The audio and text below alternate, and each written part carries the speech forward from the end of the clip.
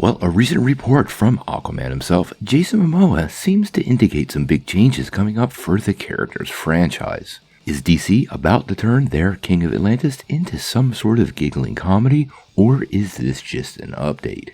Also, what are they doing with this Green Lantern villain? Let's break it all down. Now, before we dive in though, make sure you hit that like and subscribe button and ring the bell for all the updates. Also, we got this big giveaway. We're going to give away a PlayStation 5 at 25,000 subscribers. All you have to do to get in on the giveaway is be a subscriber and leave us a comment. Also, if you can, check out the Buy Me a Coffee link down below. It's a pretty cool way to support this channel with a tiny bit of pocket change, all while creating no new obligations for yourself. We really appreciate it.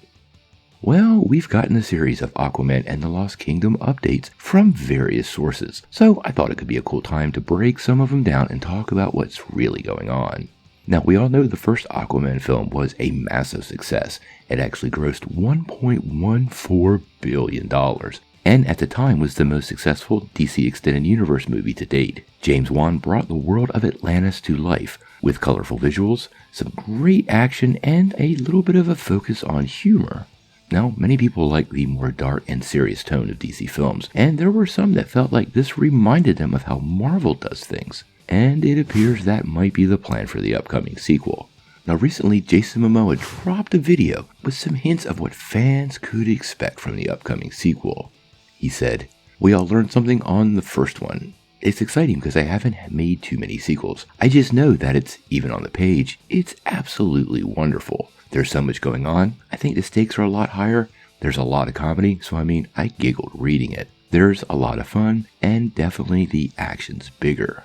I have to say, I don't really mind James Wan taking some liberties there and making the film a little funnier. I enjoyed the first movie, but let's not stray too far from what DC does well, which is serious storytelling. Aquaman is a pretty cool character, and it's not really meant to be a giggle fest to me.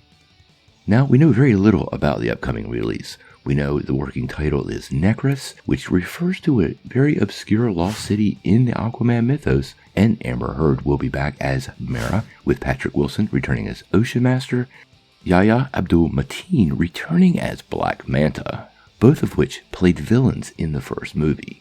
It's pretty clear Black Manta is going to be a villain in the next movie, but it's still not totally solidified where Orm will fall in on the spectrum.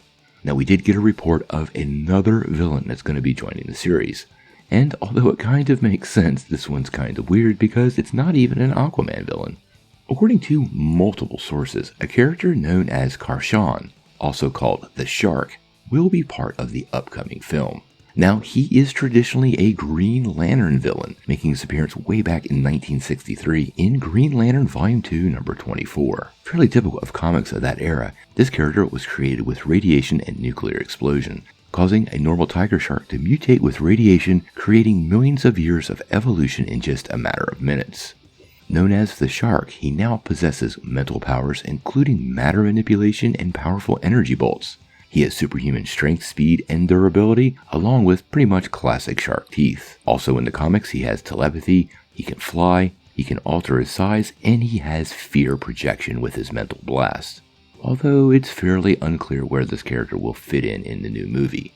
If I'm making a prediction, I think the Lost Kingdom is still Necrus. We broke that down in another video, I linked it down below. And it wouldn't surprise me at all if Karshan the Shark is a resident of that city and somehow his origin story is tied to the city's disappearing nature. But we'll have to wait and see. Now, we should be getting stills and more information from the production of Aquaman 2 really soon. I suspect this is going to be high priority for DC, and we might get a couple of glimpses in the upcoming DC fandom. What do you guys think? How do you feel about the upcoming Aquaman sequel leaning more into comedy like they did in the first movie? And how do you feel about them commandeering the Green Lantern villain, the Shark, as part of the upcoming sequel? Sound off in the comments below. If you like this video, make sure you press like, click subscribe, and if you don't ring that bell, you're not getting any updates. Peace.